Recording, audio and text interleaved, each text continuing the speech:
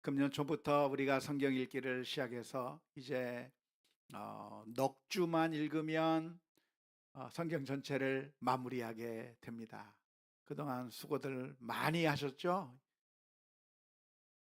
우리 수고 많이 하신 우리 서로를 향해서 격려 한번 하십시다. 수고하셨습니다. 수고하셨습니다. 고지가 바로 저 앞인데 여기서 중단하시면 안 되고 이번 주, 다음 주, 그리고 다음 주, 그 다음 주 읽으시면 우리가 신약 성경, 신구약 성경 전체를 읽게 되겠습니다. 내년에도 성경을 읽을까요? 한번 읽었으니까 이제 더 이상 하지 말까요? 쉬었다 할까요? 몇 년 쉬었다가 한 해만 쉬었다가 할까요? 계속해요? 이렇게 배신을 때리고 계속하자고 하면 나머지 사람들 믿음이 없어져 버리는데 이거 어떻게 하면 좋습니까? 그런데 계속하자는 소리가 훨씬 더 크게 들렸습니다. 그래서 내년에도 계속 하려고 하는데 금년에 하면서 몇 가지 단점으로 떠올랐던 것들을 보완해서 이제 내년에는 하루에 10분에서 15분 정도만, 아무리 많이 읽어도 한 15분 정도만, 대체로는 10분, 어떤 때는 8분, 그렇게 해서 1년 365일 읽게 되면 조금씩 조금씩 읽어 나가면 그렇게 큰 부담이 되지 않을 거라고 생각이 됩니다. 금년에는 읽을 때 보니까 어떤 날에는 30분도 읽고 40분도 읽고 하는데 저도 힘들더라고요. 40분씩 읽으려고 하니까 너무 힘들어서 언제 끝나나 하면서 읽는데 은혜가 안 되는 것 같아요. 그래서 하루에 조금씩 뭐든지 꾸준히 하기 위해서는 많이 하지 말고 조금씩만 해야 됩니다. 조금씩 조금씩 해야 꾸준히 할 수 있기 때문에 내년에는 꾸준히 해 나갈 수 있는 방식으로 해 나가게 될 것입니다. 뿐만 아니라 금년에는 우리가 서로 단톡방을 통해서 서로 이렇게 격려하고 했지만은 그래도 내가 읽었다고 하는 것이 표시가 잘 돼야 내가 이거 읽었구나.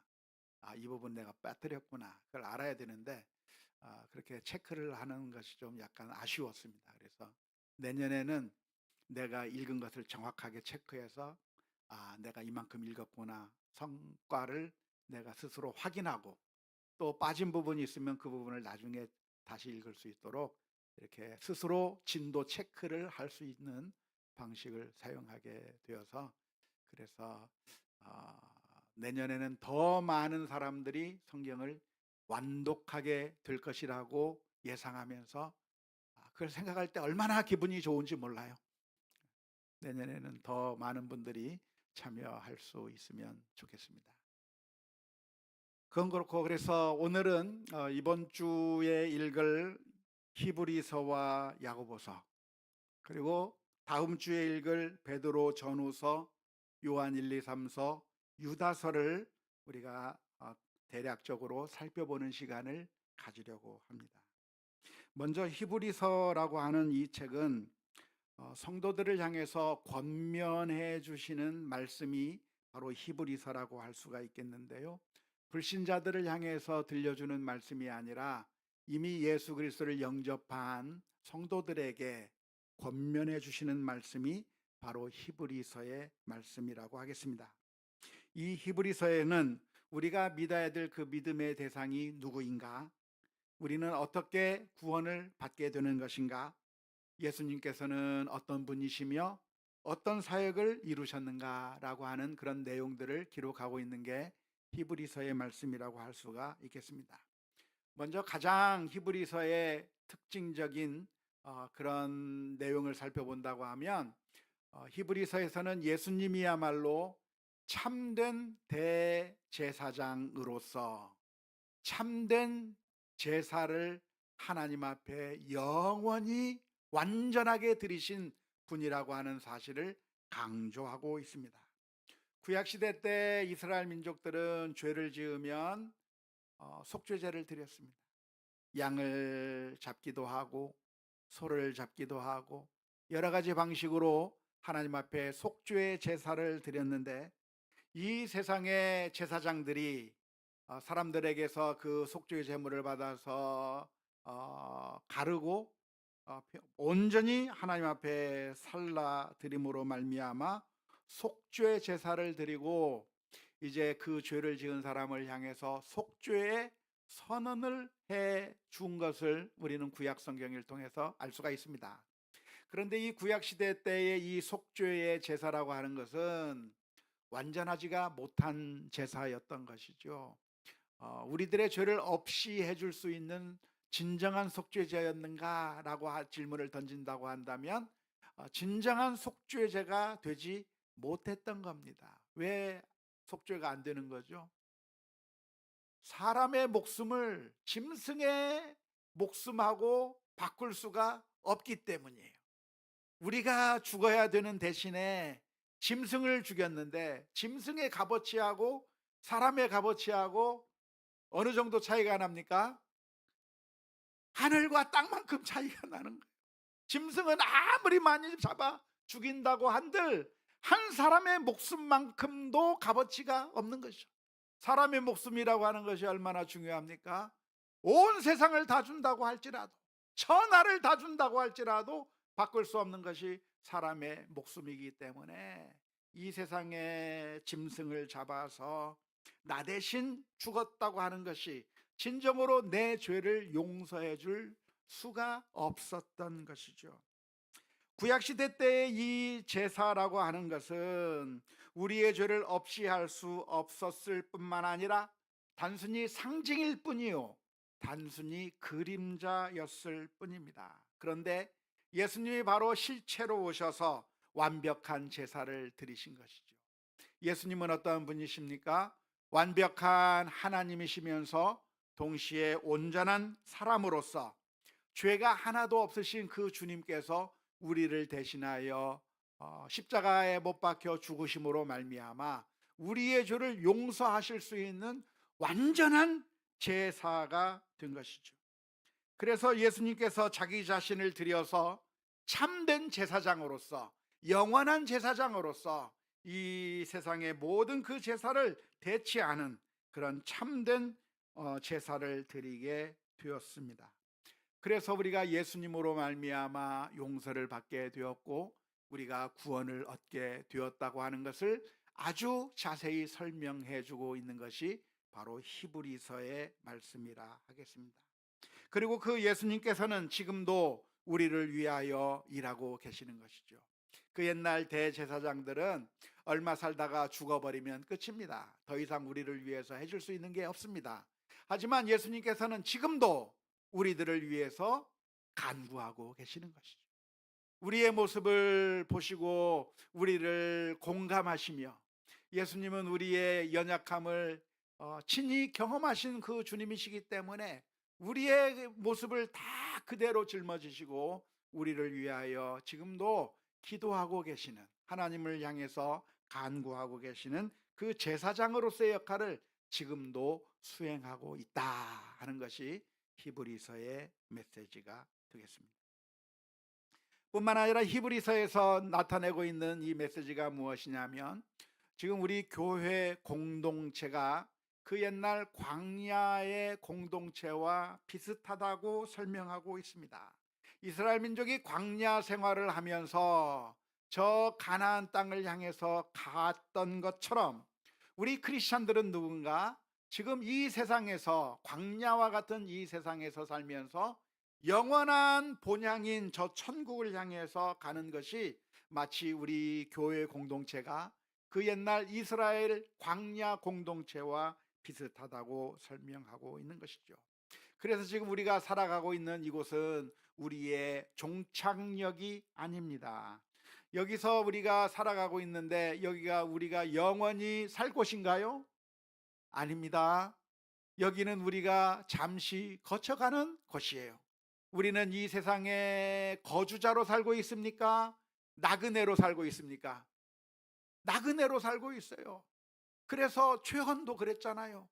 인생은 나그네 길 하면서 노래 불렀잖아요. 그 허스키한 목소리로 우리 인생이 잠시 머무르면서 지나고 있는 나그네 인생인데 영원한 본향을 향해서 가고 있다고 하는 사실을 대비시켜 주고 있는데, 그렇기 때문에 우리는 이 광야 이스라엘 민족을 보면서 많은 영적인 교훈을 얻어야 합니다.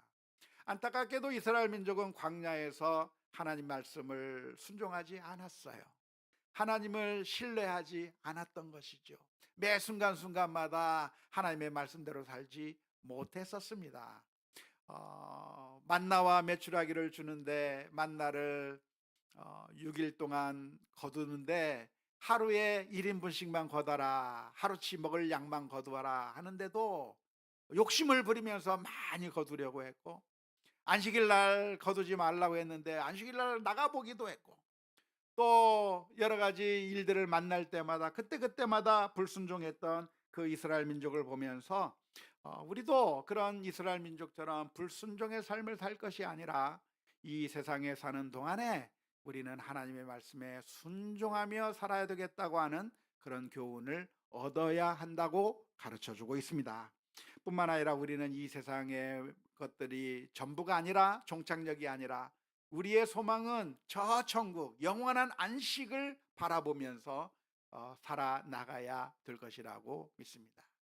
우리가 이 세상에서 나그네로 살아가고 있기 때문에 나그네 길 가다가 뭐가 망가지면 괴로워할 필요가 있을까요? 없습니다. 여행 가다 보면 아시겠지만 여행 가다가 뭐가 틀어지면 다르게 가면 됩니다. 잘못된 뭔가 좀 문제가 생겼다 그러면 돌아가면 됩니다. 나그네 길이라고 하는 것은 무엇인가? 여기에 영원히 살 게 아니에요. 우리가 영원히 이 세상에서 살 것이 아니기 때문에 이 세상의 것들이 조금 무너진다고 해서 절망하지 마세요. 이 세상의 것들이, 우리가 소원하던 것들이 이루어지지 않는다고 해서 절망할 게 아니라 영원한 소망을 바라보면서 영원한 안식을 바라보며 믿음으로 승리하는 우리 모두가 다 되어야 될 줄로 믿습니다. 자, 광야 이스라엘 민족들은 실패했는데 우리들은 성공할 수 있을까요? 실패할까요? 우리도 실패할 것 같은 불안한 기분이 드는데, 하지만 우리에게는 누가 있습니까? 예수님께서 계시는 것이죠. 히브리서 4장 14절에서부터 16절 말씀 이렇게 기록합니다. 그러므로 우리에게 큰 대제사장이 계시니 승천하시니 곧 하나님의 아들 예수시라. 우리가 믿는 도리를 굳게 잡을지어다. 우리에게 있는 대제사장은 우리의 연약함을 동정하지 못하실 리가 아니요 모든 일에 우리와 똑같이 시험을 받으신 이로되 죄는 없으시니라. 그러므로 우리는 긍휼하심을 받고 때를 따라 돕는 은혜를 얻기 위하여 은혜의 보좌 앞에 담대히 나아갈 것이니라. 우리가 실패하고 넘어졌던 그 길을 누가 이미 가셨어요? 예수님께서 가시면서 승리하셨어요. 그렇기 때문에 우리가 넘어질 때마다 주님을 바라보면서 주님께서 우리를 다시 일으키실 것을 기대하면서 주님을 바라보며 다시 한번 기운을 차리고 승리하는 우리 모두가 되어야 될 줄로 믿습니다. 뿐만 아니라 히브리서에서 말씀은 무슨 이야기를 하고 있습니까? 우리가 이 세상에서 믿음을 끝까지 잘 지켜야 할 것을 권면하고 있습니다. 당시 유대인들이 계속해서 유혹하고 있기 때문에 성도들은 유대교로 돌아가려고 하는 그런 유혹이 있었고요. 뿐만 아니라 심각한 박해가 있었기 때문에 이러한 박해 가운데서 믿음을 유지하는 것이 굉장히 어려웠던 것이죠.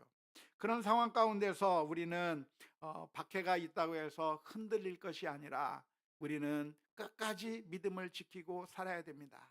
그러면서 그렇게 믿음을 지키고 살 것을 권면하면서 히브리서 11장에서는 믿음의 그 선조들을 열거하고 있습니다. 그 옛날 아브라함은 믿음으로써 어떻게 승리했는가? 그 옛날 그 모세는 어떻게 믿음으로 이겨냈는가? 그 옛날 다윗은, 그 옛날 모세는 어떻게 믿음으로 승리했는가를 설명해 주면서 쭉 열가면서 그러므로 이렇게 허다한 증인들이 우리 앞에 있으니 그들을 보고 또한 용기를 얻으며 또한 우리는 누구를 바라봐야 된다? 예수 그리스도를 바라봐야 된다. 권면하고 있는 것이죠.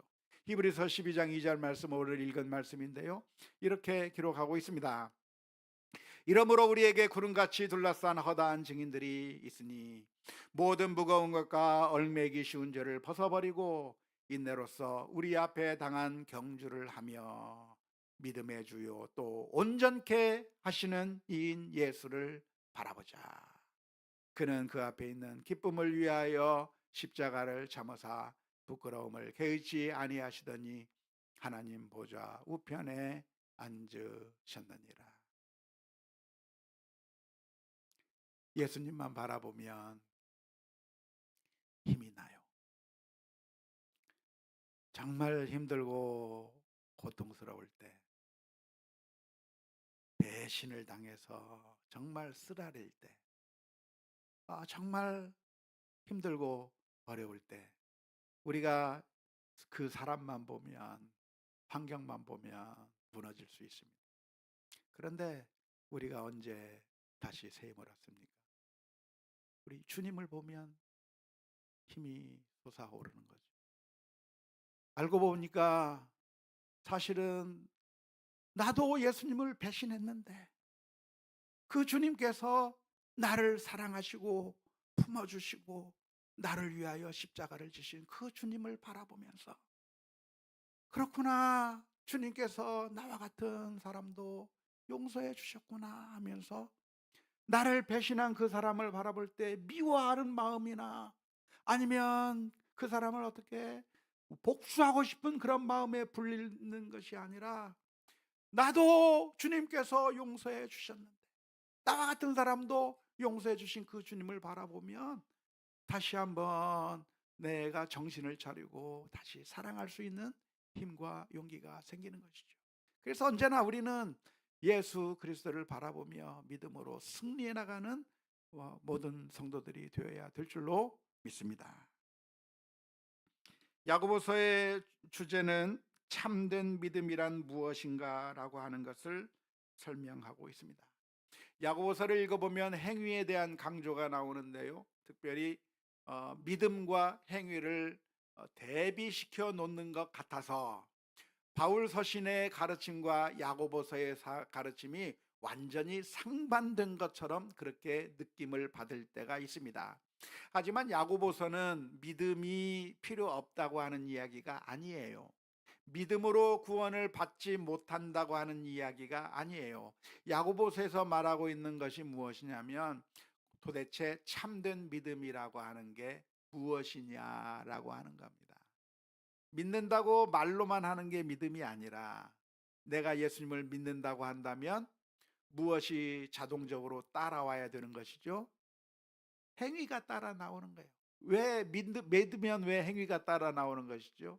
왜냐하면 믿음은 주님을 안다고 하는 지적인 동의 정도가 아니라, 믿음이라고 하는 것은 내 인생을 주님께 온전히 맡기겠다고 하는 의지적 결단이기 때문에 그래요.